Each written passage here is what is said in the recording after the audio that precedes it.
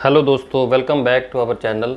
दोस्तों, आज की वीडियो डिजिटल मार्केटिंग के टॉपिक फंडामेंटल के ऊपर ही होने वाली है। उम्मीद करता हूँ आपको हमारी पुराने वाली वीडियो बहुत अच्छी लगी होगी, आपने कुछ ना कुछ उसमें से जरूर सीखा होगा। तो आज की वीडियो में भी हमारा ऑब्जेक्टिव यही है कि आपको कुछ फंडामेंटल डिजिटल मार्केटिंग के बताए जाएँ। दोस्तों, अगर आप अपने प्रोजेक्ट पे काम कर रहे हो, जहाँ डिजिटल मार्केटिंग में किसी क्लाइंट के प्रोजेक्ट पे काम कर रहे हो, तो जो मैं आज आपको बताने वाला हूँ 5 Ds ऑफ डिजिटल मार्केटिंग, उसके नॉलेज के साथ आप अपनी डिजिटल मार्केटिंग की जो ओवरऑल स्ट्रेटेजी है, जो आपका ओवरऑल जो आपने प्लान बनाया हुआ एक्शन प्लान है, आप उसमें और भी इम्प्रूवमेंट करके और भी अच्छे रिजल्ट ले सकते हैं। तो आइए हम स्टार्ट करते हैं। हम आज की वीडियो में समझेंगे कि डिजिटल मार्केटिंग के वो क्या end to end stakeholder है, क्या क्या उसमें सारी डिवाइसेस और प्लेटफॉर्म आते हैं, जो चीज़ें हमें अपनी ओवरऑल स्ट्रेटेजी में टारगेट करने होते हैं, उसको हम 5 Ds कहते हैं। So let's understand the 5 Ds of digital marketing. सबसे पहला डी हमारा होता है, देखो दोस्तों, हम डिजिटल मार्केटिंग में काम कर रहे हैं तो हमें ये नॉलेज होना बहुत ज़रूरी है कि जो हम प्रोडक्ट और सर्विस या जो भी अपना कोर्स है, ट्रेनिंग है, जो भी मैं सेल करना चाहता हूँ, वो मेरा एंड कस्टमर कहाँ पे है। एंड कस्टमर, अगर आप कस्टमर के पॉइंट ऑफ व्यू से आप नहीं सोचोगे, आपको नॉलेज नहीं है, तो आपकी जो मार्केटिंग की स्ट्रेटेजी है वो आधी अधूरी होगी। आप कंप्लीटली डिजिटल मार्केटिंग का फुल पोटेंशियल को यूज़ नहीं कर पाओगे। तो आज की वीडियो के बाद आप सोचने पे मजबूर होंगे कि हाँ यार, मैं ये चीज़ मिस कर रहा हूँ, मैं मोबाइल डिवाइसेस को तो मिस ही कर रहा हूँ, मैं मोबाइल यूज़र को तो मिस ही कर रहा हूँ, तो मेरी वेबसाइट तो मोबाइल रिस्पॉन्सिव ही नहीं है। मोबाइल रिस्पॉन्सिव नहीं है तो इसका मतलब मोबाइल यूज़र तो प्रॉपर्ली देख ही नहीं पा रहे होंगे मेरे प्रोडक्ट्स को। तो आइए हम समझते हैं। सबसे पहला डी हमारा होता है डिजिटल डिवाइसेस। सारे डी से ही स्टार्ट है, इसीलिए हम इसको कहते हैं 5 Ds। जो 5 Ds हम अभी एक एक करके डिस्कस करेंगे। पहला डी होता है हमारे डिजिटल डिवाइसेस। डिजिटल डिवाइसेस का मतलब यहाँ पे ये है कि जो मेरा एंड कस्टमर है, आप उसको कस्टमर बोलो, क्लाइंट बोलो, यूज़र बोलो, जो मैं प्रोडक्ट और सर्विस बेचने जा रहा हूँ, जिसकी मैंने मार्केटिंग करनी है, वो किन किन डिवाइसेस पे देखता है, वो कहाँ कहाँ पे देखता है आज की डेट में।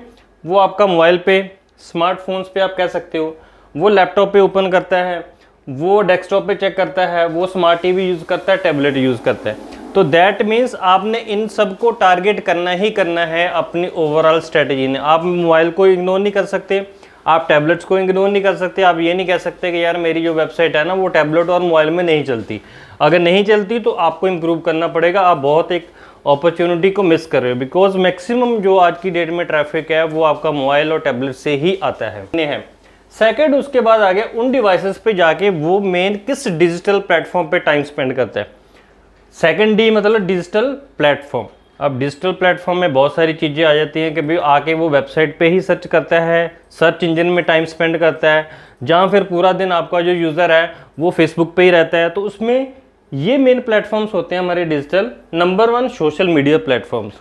सोशल मीडिया प्लेटफॉर्म में क्या आता है, Facebook, Instagram, LinkedIn, Twitter, Pinterest, Reddit, इन सबको आपको टारगेट करना है।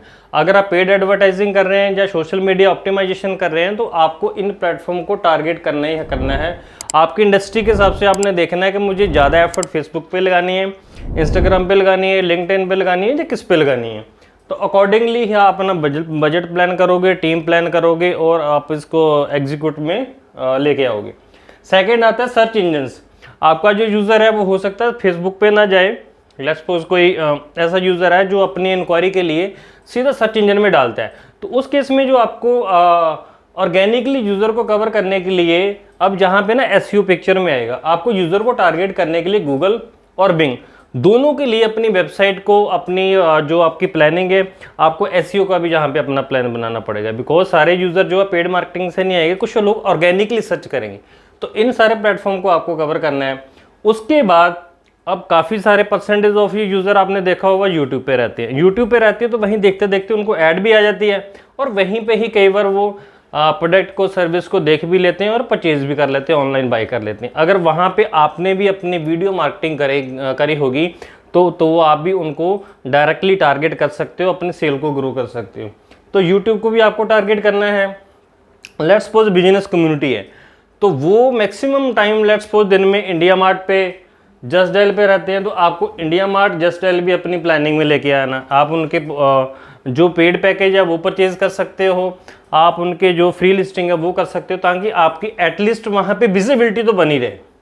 उसके बाद दोस्तों आता है आपकी website. This can not be ignored.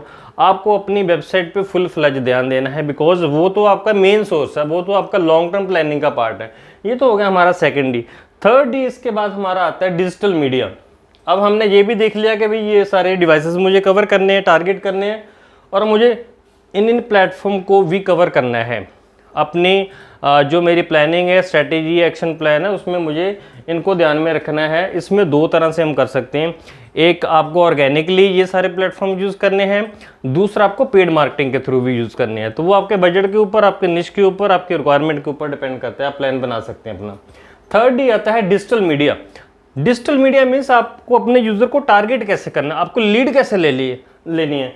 आप ईमेल मार्केटिंग कर सकते हो, गूगल ऐड चला सकते हो, व्हाट्सएप मार्केटिंग से आप ले सकते हो, वेबसाइट के थ्रू, मोबाइल एप्लीकेशन के थ्रू।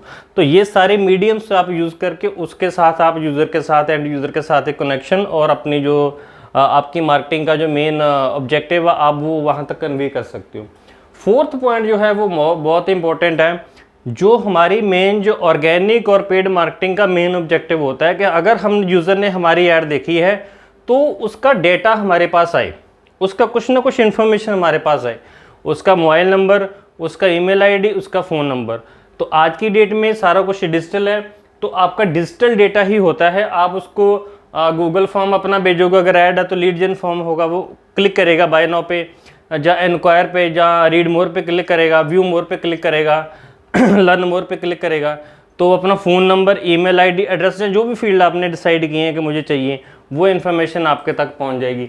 अगर आपकी वेबसाइट है, ऑर्गेनिक यूज़र आया है, तो वहाँ पे फ़ोन कॉल हो सकती है, व्हाट्सएप चैट हो सकती है, और वेबसाइट का इंक्वायरी फॉर्म दोस्तों हो सकता है, लीड फॉर्म हो गया, और आप सर्विस के लिए सर्वे फॉर्म भी बना सकते हो। तो उसके थ्रू भी, मतलब कोई भी तरीका है यार, आपके पास यूज़र का डेटा जो है वो पहुँचना चाहिए, सो दैट कि आप उस डेटा को फर्दर अपनी मार्केटिंग में फॉलोअप करने में और किसी न किसी प्रोडक्ट के लिए पिच कर सकते हो कि ये स्टूडेंट है, इसको मैं ये भेज सकता हूँ, ये बिजनेस कम्युनिटी है, इसको मैं ये भेज सकता हूँ।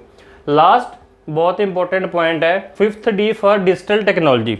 इसमें आता है कि हमने पूरी अपनी ओवरऑल डिजिटल मार्केटिंग स्ट्रेटेजी में जो लेटेस्ट टेक्नोलॉजीज है उसको लेवरेज करना है। अब लेटेस्ट टेक्नोलॉजी क्या है हमारी?